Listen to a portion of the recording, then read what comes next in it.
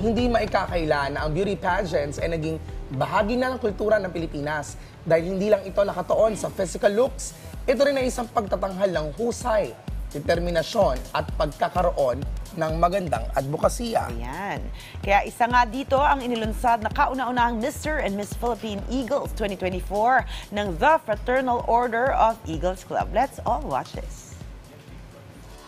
Bukod sa sports, angatang Pinoy sa pagandahan, pagwapuhan, at patalinuhan.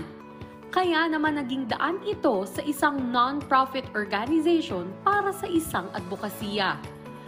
The search is on para sa first ever Mr. and Miss Philippine Eagles 2024.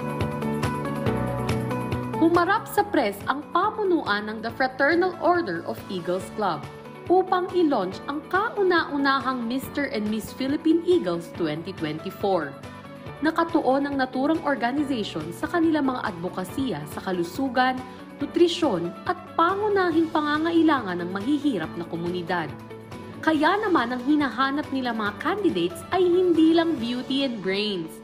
Dapat ay may advokasya na maaaring makatulong sa komunidad tulad na lang ng sinusuportahan ng nasabing pageant.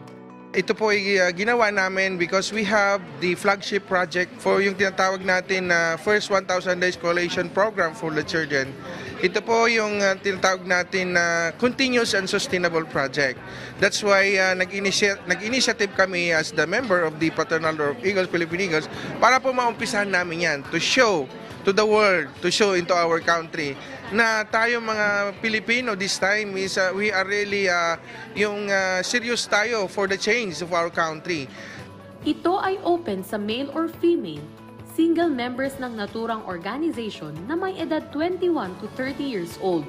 Kaya sa mga aspiring candidates, baka ikaw na ang hinahanap nila.